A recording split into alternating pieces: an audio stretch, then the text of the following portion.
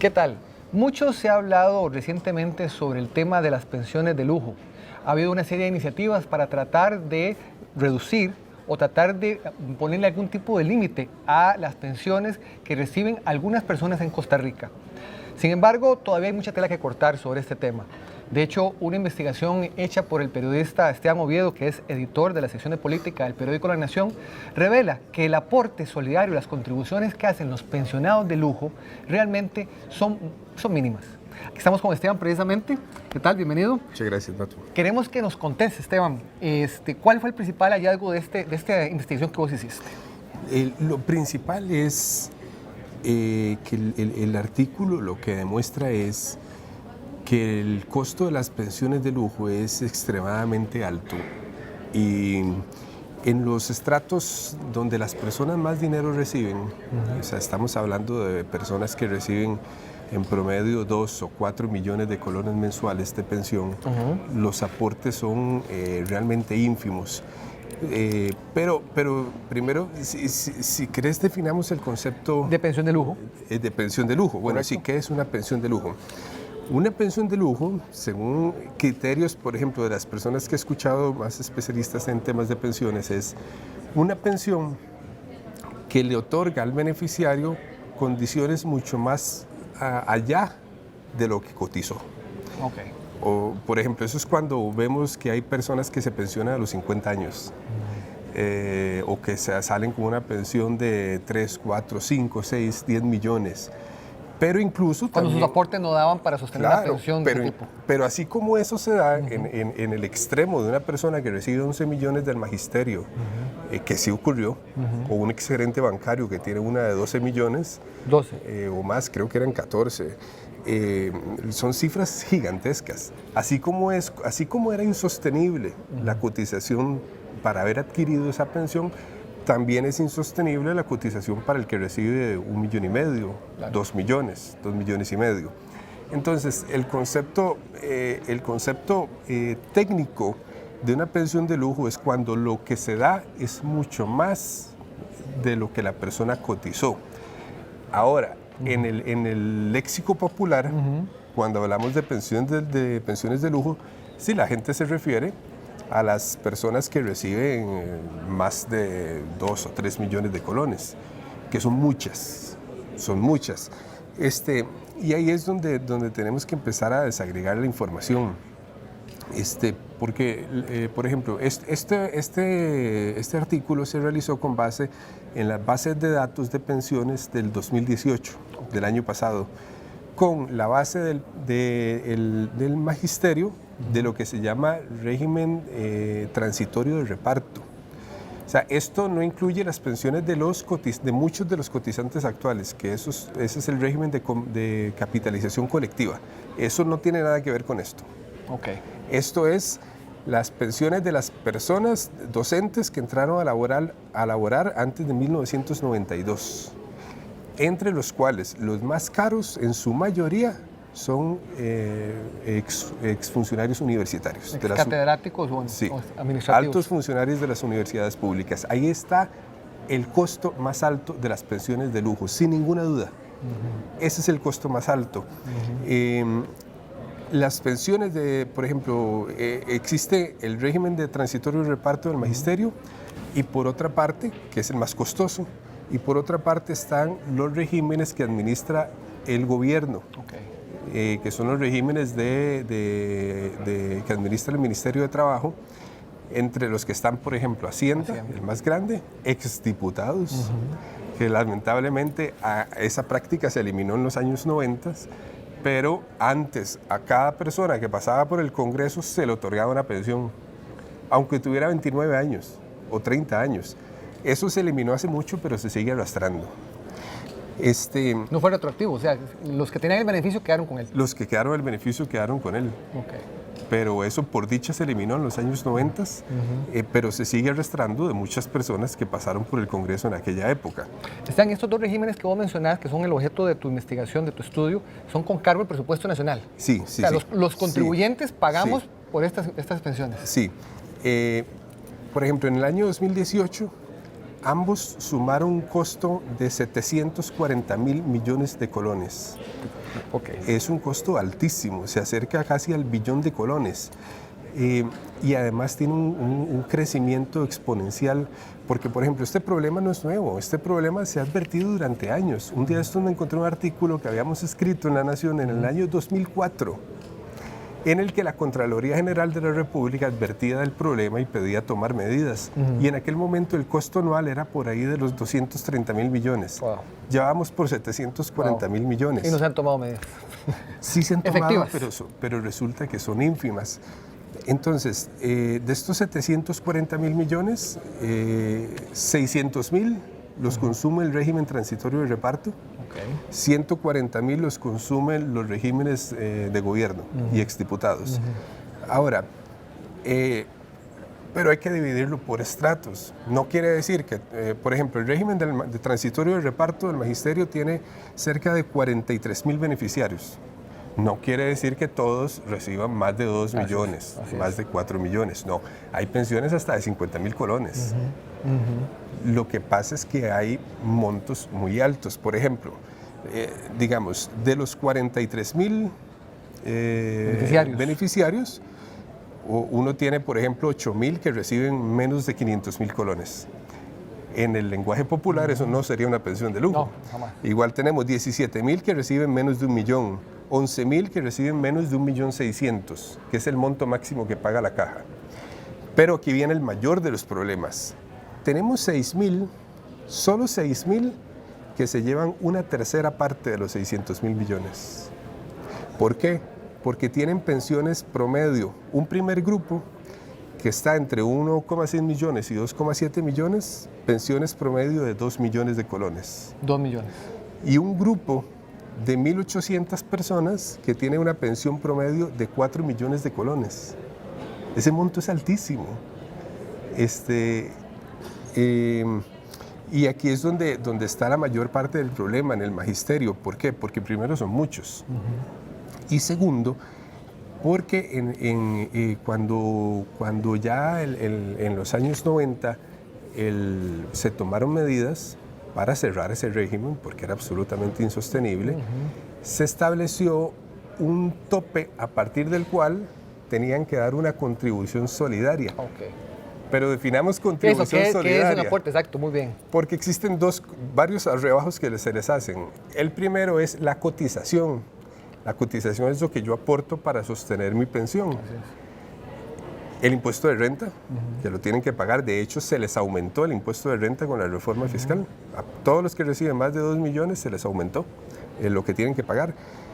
Y la contribución solidaria es un aporte jurídicamente creado por los diputados como para decir, mire, ustedes reciben tanto dinero que por favor sean un poco solidarios con el país. Entonces les vamos a hacer una deducción solidaria con el país. Ya. El problema... No es solidaria con otros beneficiarios, sino que es solidaria para las arcas del, digamos... Con ambos, podríamos decir que con todos, con otros beneficiarios, con los contribuyentes, con todos. Entonces, el problema fue el tope que pusieron a partir del cual se tiene que pagar la contribución solidaria. Porque dijeron, va a ser el salario, el tope va a ser el salario de un catedrático universitario con dedicación exclusiva y 30 años de anualidades. Ese tope hoy anda por los 3,9 millones de colones. Eso lo que quiere decir es que todos los que estén de 3,9 millones para abajo no pagan contribución solidaria. Eso nos deja un grupo de solo 700 personas que pagarían. Sin embargo, 300 pensionados de lujo del magisterio se fueron a tribunales para que les quitaran la contribución solidaria y ganaron en los últimos años. Ahora el gobierno, como la Procuraduría, está tratando de revertir esas decisiones por medio de procesos de lesividad. Pero esto nos reduce el grupo que paga contribución solidaria a 300, 400 personas. Entonces, en resumen, ¿qué es lo que pasa? Que la contribución solidaria está reduciendo el gasto del magisterio en un 0,8%. Ese es el ahorro. Ese es el ahorro. 0,8%. No, perdón, 2,5%. Ok. Pero el monto es muy bajo, sumamente bajo. En el caso de las pensiones de gobierno, también existe una contribución solidaria que se les impuso en el 2016. Pero también su efecto no es mayor. Por ejemplo, esta recae sobre los que ganen más de 2,7 millones. Es más bajo el tope que en el caso del magisterio, pero solo topa a 380 personas. Y reduce el gasto en unos 3.400 millones anuales, de un total de 140.000 millones. Vos decís en tu artículo que hay un margen muchísimo mayor para que este aporte solidario crezca mucho más. Sí. El gobierno es de la tesis, bueno, el director nacional de pensiones, Luis Paulino Mora, es de la tesis, eso es una tesis que también se manejaba cuando se discutió la reforma del 2016, de que según un convenio de la Organización Internacional del Trabajo, es posible para casos de pensiones tan altas reducir hasta el 55% de la pensión bruta, tomando en cuenta varios factores: contribución solidaria, cotización, impuesto de renta y cualquier otro rebajo obligatorio por ley. No los rebajos personales, ¿verdad? Préstamos, no, todas esas cosas, no, pensiones, sino que la suma de todos los rebajos obligatorios no puede alcanzar el 55% del monto bruto. Y si vemos, por ejemplo, que hoy las contribuciones solidarias, sumando los dos regímenes, no alcanzan un 0,8%, podríamos deducir que hay todavía mucho margen para que los diputados graben aún más en forma solidaria con el país. ¿Hay algún proyecto que más o menos trate de solucionar ese problema o trate de enfocarse en esta situación? Sí, hay varios. El que más se le acerca es un diputado de del Partido de Restauración Nacional, Xiomara Rodríguez. ¿Qué es lo que propone ella? Ella lo que propone es que el tope a partir del cual se tenga que gravar las pensiones con la contribución solidaria baje a 2,2 millones para todos.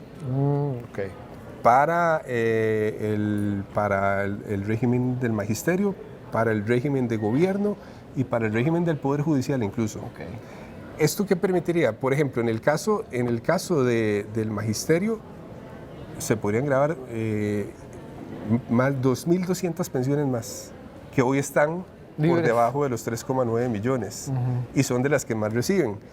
Se le sumarían unas también de gobierno para un total de unas 2.900, sin tomar en cuenta el régimen del Poder Judicial, que ahí el tope es de 4 millones, a partir del cual se paga contribución solidaria.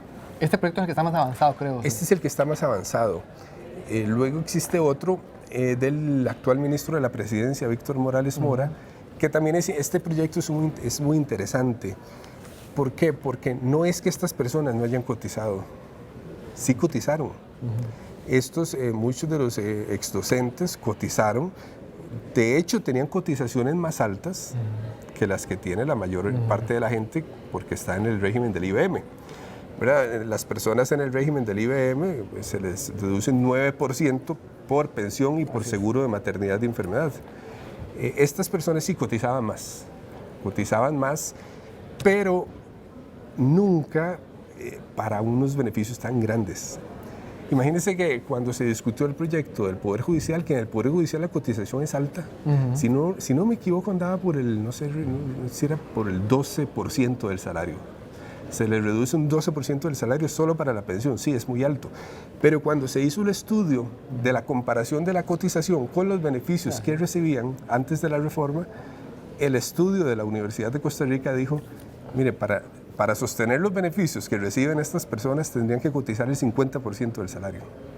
Así es. Era insostenible, pese a que cotizaban más, los beneficios que le otorgaban no se podían financiar con esos aportes. Exacto, entonces no es que estas personas no cotizaron. Lo que pasa es que los beneficios son muy altos en comparación con la cotización, pero hay un doble problema. Uno es que aunque cotizaban, nunca se creó el fondo. No existe un fondo donde el gobierno puede tomar el dinero para pagarles, aunque sea el 20% de la pensión. No, todo lo paga con impuestos. Con el dinero que damos todos, con el IVA, con renta. ¿Por qué? porque al no crearse el fondo, entonces, bueno, las personas sí, una buena parte cotizaba para el IBM, sobre todo los de gobierno, en realidad los de gobierno. Entonces, los del magisterio sí cotizaron o sea, su cotización se iba para el gobierno. En cambio, que los regímenes especiales, estos de Hacienda, incluso, vamos a ver, Hacienda, MOP, sus cotizaciones se iban al IBM. Y cuando llegaba la persona a pensionarse, entonces el gobierno le decía al IBM, por favor, ¿me puede pasar el dinero que cotizó fulanito de tal para yo pagarle parte de su pensión? Y el IBM le dijo que no. ¿Por qué? Porque yo tengo una cotización en un sistema solidario. Y todo el dinero que entre aquí es solidario, es para todos. Entonces yo no le puedo pasar el dinero. Entonces el gobierno se quedó con una mano adelante y otra atrás, porque no tenía dinero para pagarles a los pensionados de regímenes del gobierno. El proyecto de Víctor Morales lo que pretende es cerrar esa puerta ya, se acabó. Todos se pensionan por el IBM en adelante, en 18 meses. ¿Para qué? Para que el gobierno deje de pagar pensiones que no tienen fondos, en ese caso, pero solo con los regímenes de gobierno. Los del transitorio de reparto del magisterio seguirían ese proyecto no toca el magisterio. Y hay un tercer proyecto que es de la diputada Franji Nicolás, de Liberación Nacional, que lo que pretende es establecer un tope en el que nadie pueda recibir una pensión más allá de 1.600.000, que es el mismo tope de la caja. Bueno, de hecho el proyecto lo que dice es que nadie reciba más de lo que da la caja, que la caja da 1,6 millones en forma ordinaria máximo y 2,2 millones con postergación. O sea, si la persona sigue trabajando antes de pensionarse y después de haber cumplido la edad de retiro. Que ese es otro grave problema. Las pensiones del magisterio tienen un beneficio gigantesco por la postergación. Entonces, el problema del proyecto de Franji Nicolás es que no puede ser retroactivo. La Sala Constitucional, cuando emitió la resolución sobre el tope de 2,7 millones, dijo: sí, pero no se le puede otorgar a nadie que se haya pensionado antes de que se creara el tope. Que de hecho ese tope nunca se aplicó, el de 2,7 millones, porque por un error que no sabemos si estamos investigando, no sabemos si fue un error o si fue al propio en el año 2016, los diputados eliminaron el artículo que establecía el tope a las pensiones de 2,7 millones. Nunca se aplicó, nunca se rebajó. Se aplicó un mes en el 2014. Y ahora más bien el Estado va a tener que indemnizar a la gente que le hizo el rebajo ese mes. Así es. Como dijo el director de pensiones, estamos llevando palo. Sí. Las de que no les pudieron bajar las pensiones, ahora les van a tener que dar, devolver el dinero con intereses. Bueno, pues Esteban, pues muchísimas gracias por tu tiempo. Mucho gusto. Y les agradecemos a ustedes también por su tiempo. Los invitamos al próximo contacto. Soy Ronald Matute.